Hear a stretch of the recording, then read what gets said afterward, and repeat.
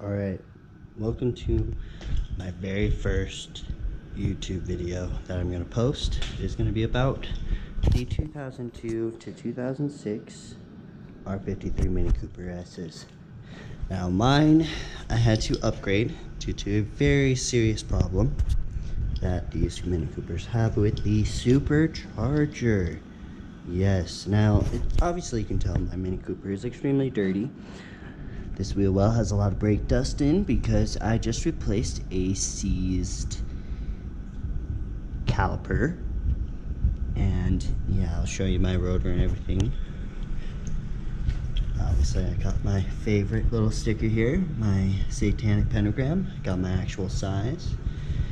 I wrote Satan in it in the dirt because I'm in Colorado right now and it's still winter here in March.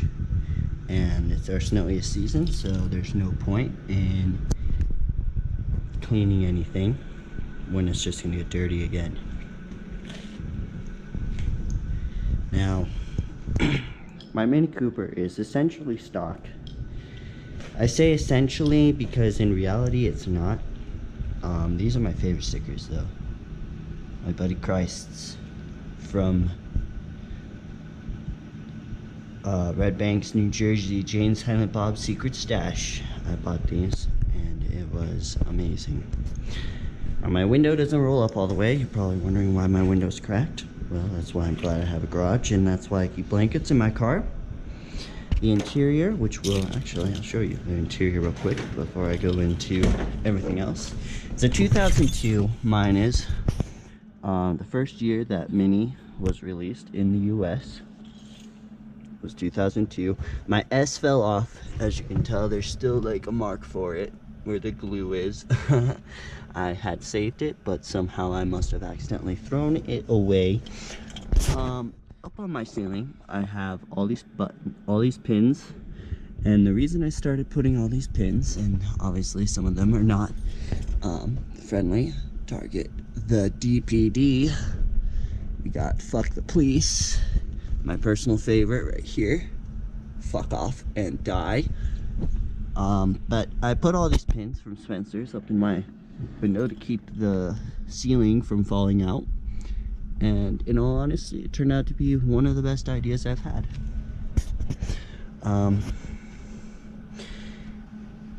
Other than that, there's not really, like, interior wise there's a lot of work that needs to be done. As you can tell, my seat here is really fucked.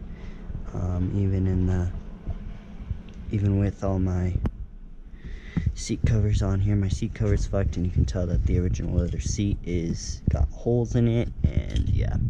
So I want to replace them with cloth bucket seats eventually, or at least my driver's seat. The passenger seat is perfectly fine. Nobody really sits in there. People complain about this all the time, and I'm just gonna call these people out. Anyone who gets a 2002 or any Mini Cooper, American, especially an R53, since this is the first edition to be released in the US, and they're like, why the fuck is my latch to pop my hood on the fucking passenger side? Well, moron, that's because it's a Euro car.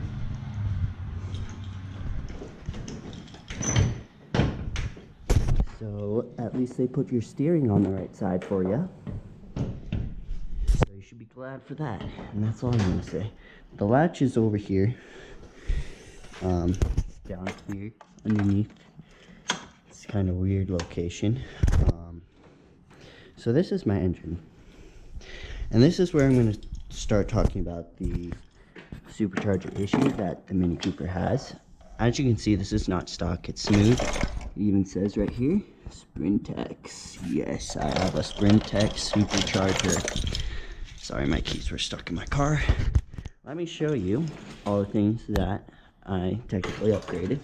So the Supercharger outtake pipe, this plastic piece of shit, was replaced with a metal fucking thing, and it's awesome. So much easier to deal with, so much less breakable. Even taking this off was a pain in the ass, and I still broke this part right here. So in reality I would have still used it if I had to, but probably shouldn't have. This eliminates the fact for the stupid seal that goes in here. So you don't need your stupid Supercharger outtake seal. Here we got the old Supercharger. Now this is where I'm going to start showing you the actual problem with the stock mini Supercharger. Now you see this right here? I'm hoping you can hear that grinding noise. So located, this is where your water pump attaches on a stock R53 Mini Cooper. So there's a gearbox inside of here. Now the same pulley, this pulley on this side, so you see this pulley? That's one of your serpentine belt pulleys, and that spins both the Supercharger in stock and this gearbox that also spins your water pump. Now, the problem with this is, if I can show you where it is, I want to say right here. I don't know if you can tell that. This is your Supercharger oil seal, like where you check your Supercharger and refill it. And you have to fully drain all of the coolant and pull off the entire front end, including this, the actual bumper shield, the modular front end, the radiator, which means draining the radiator, and also, well, that's pretty much it. But still, that's quite the work just to check your Supercharger oil, am I right? So, because of this problem, over time, I'm trying to see if I can find my water pump here, but over time, I don't have it, but over time, Mini Cooper didn't fix this problem. So over time, your Supercharger oil leaks. This seal that you see right here breaks.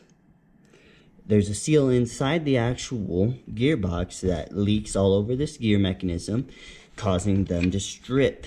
And that's what caused my Supercharger to give out. The Supercharger is fine, it is just this gearbox. And instead of fixing the problem, Mini Cooper switched to turbo.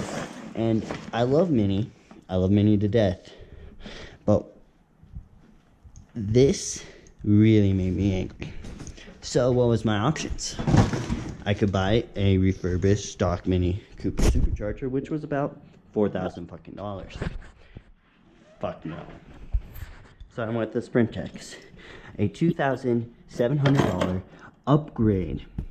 Now I say upgrade because of a few main things. So one is you get this pulley system here. It's a reduced, I think it's about 15% reduced pulley system.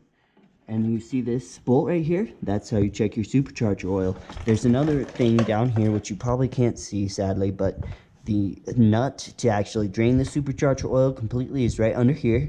So hypothetically, if you do it right, you can actually drain the Supercharger oil without taking very much of the car apart. And that is huge, considering before you had to take half the entire front end off just to do it. Now, also what's really awesome about this Supercharger is that, you're not going to be able to see it, but it gives you an electric water pump. It's down here where my fingers are touching. I'm touching the water pump. Now the cool thing that I can actually show you in this video is my relay. This electric relay is what was probably the most difficult part to actually set up, just because it was something that I'm not used to. I'm not used to doing electronics. My dad was able to help me, which was awesome. You just need a metal tapping screw to put in this thing, and then essentially you have, where is it? Oh yes, here it is, my little fuse, and the booklet shows me what kind of fuse goes in here, so if it ever goes out, I can deal with it. And you set it up into the computer box, which is right here. Super easy to access. The hardest part is you have to split a wire and make sure you don't cut the wire, so you can, or splice a wire so you can put the wire in there. And eventually I will make a video of the whole setup process, because there isn't anything on YouTube, and I consider this supercharger upgrade to be one of the best and reliable, and I've been running this as my daily driver for a year, about a year now since I fixed it. The only problem I've had is my alternator gave out a few weeks ago. That's completely understandable considering that my alternator was pretty much hanging or sitting on a wooden block for over a year. Because of when I found out this problem, I didn't know what to do for a very long time, and I found this solution, and it is awesome. It is super convenient, super easy to install. Well, not super easy just because the booklet isn't super clear in certain areas, but for the most part it actually isn't too bad. But price wise, it's cheap, it's affordable, and it gets rid of the gearbox issue for the stock supercharged Mini Cooper. My Mini Cooper pushed about 166. That's what it comes at, stock supercharged. Now I'm pushing a little over 200 just because of those upgrades alone. I also had to do my clutch replacement. Shout out to Mod Mini for helping me with his videos to do that. I even got the single conversion clutch kit that he recommended, and I do not regret that at all. I think in a future video I will start it up for you. I'll start it up so you can hear the engine in the engine area, and then I also want to start it up and rev it so you can hear the actual exhaust. Plus, I'm kind of curious what it sounds like on an actual video. But this is the only car I've ever owned, and I have I bought it for $5,500 in cash in 2012. It had 100,000 miles on it. Now it has about 150K, but it's gone through 2 engine rebuilds. I've also replaced the throttle body, the alternator, the right control arm. I'm also going to have to replace the passenger control arm because I accidentally drifted into a curb in the past. If you have one of these cars, you understand how that shit happens. It's just fucking really hard to not drive like an idiot. But yeah, so I've done quite a bit of suspension work. I plan to continue to upgrade it, and I want to keep you guys all updated. I hope this video wasn't too long. It is pretty long. It's almost 13 minutes. I think it is time to end the video.